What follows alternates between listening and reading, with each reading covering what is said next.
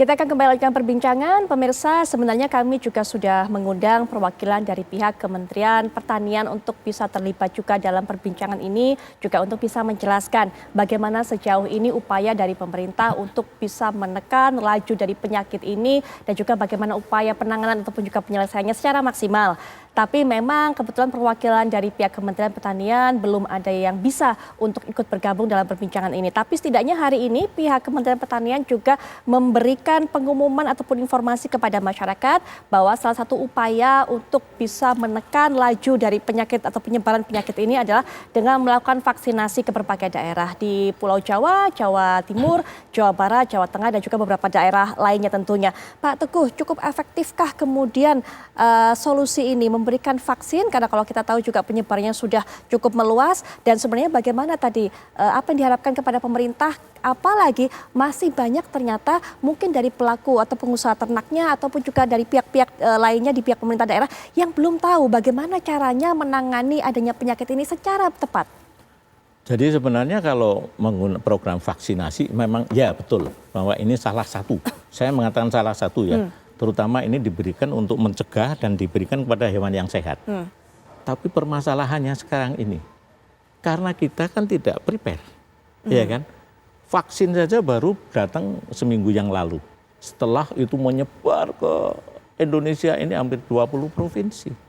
Ya, satu. Kedua, jumlahnya yang masuk dan vaksin juga tidak asal vaksin kan.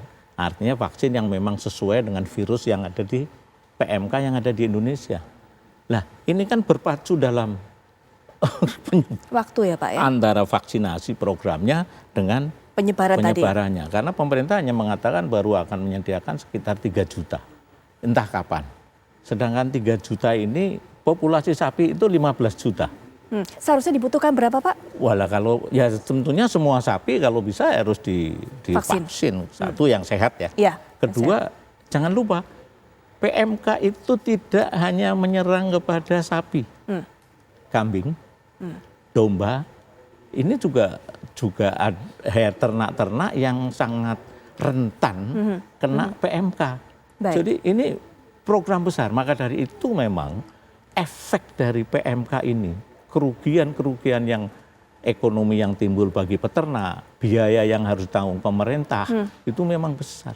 Tapi ini adalah bersangkutan dengan ekonomi rakyat.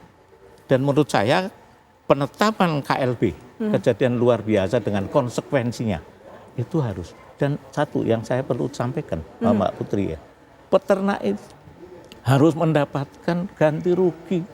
Yang salah siapa? PMK masuk. Saya berani mengatakan secara tegas, kesalahan pemerintah. Baik Pak Teguh. Pak Epi mungkin juga punya tinjauan mengenai vaksin ini, upaya dari pemerintah ini. Bagaimana kemudian vaksin ini agar bisa secara jumlah cukup, kemudian secara waktu juga bisa berefektif untuk bisa menahan laju penyebaran? Ya, terima kasih Mbak. Jadi begini, memang strateginya, ini boleh nggak sekalian tadi ya, saya lupa terkait KLB juga. Jadi sebenarnya KLB atau wabah sebenarnya Pak Teguh, sebenarnya ini sudah wabah. Jadi wabah itu lebih tinggi dari KLB kalau menurut definisi menurut perundangan. Ya. Dan memang secara fakta memang belum diumumkan sebagai wabah. Ini tuntutan dari teman-teman kan KLB. Sebenarnya dalam peraturan Menteri Kesehatan 1501/2010 ini sudah wabah. Jadi sudah di atas KLB kondisinya. Jadi seperti COVID dulu. Wabah. Nah, sudah wabah ya kalau menurut perundangan. Jadi ini yang paling tinggi di atas KLB itu wabah. Ya. Nah memang kemarin Pak Menko Perekonomian mengatakan banyak konsekuensi secara ekonomi. Nah sekarang tinggal berarti jika kemudian ya secara perhitungan ekonomi dan sebagainya, katakanlah deklarasi wabah itu akan lebih merugikan lebih banyak termasuk peternak dan negara ini ekonomi secara umum.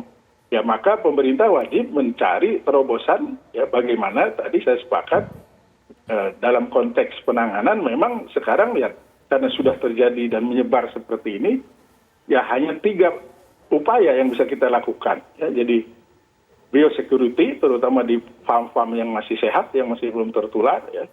kemudian vaksinasi. Ya. Nah ini memang harus cepat.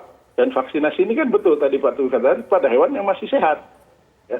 Kalau sudah sakit tidak bisa divaksinasi, ya, sama pedet ya, anak-anak sapi. Itu yang malah rentan mati ya. Dan betul tadi domba, kambing, Baik. ya, kemudian babi. Nah ini jadi banyak. Nah itu juga mungkin yang belum ini karena virus ini bisa menyebar tanpa harus menimbulkan dulu gejala klinis pada ternaknya dan tidak perlu banyak jumlahnya untuk menularkan ya kepada ternak lain. Baik. Nah satu lagi selain biosecurity, satu lagi Mbak ya, selain biosecurity vaksinasi ya. Jadi kontrol ini lalu lintas ternak ini. Nah terutama ini mau Idul Adha. Jadi memang nah, jika ini juga lepas ya, jadi ada yang disebutnya dalam bahasa Inggris itu infected but not detected. Jadi si virus itu sudah masuk ke tubuh ternak, tapi belum menimbulkan gejala klinis. Jadi kemungkinan dianggap masih sehat, padahal sebenarnya sudah membawa virus.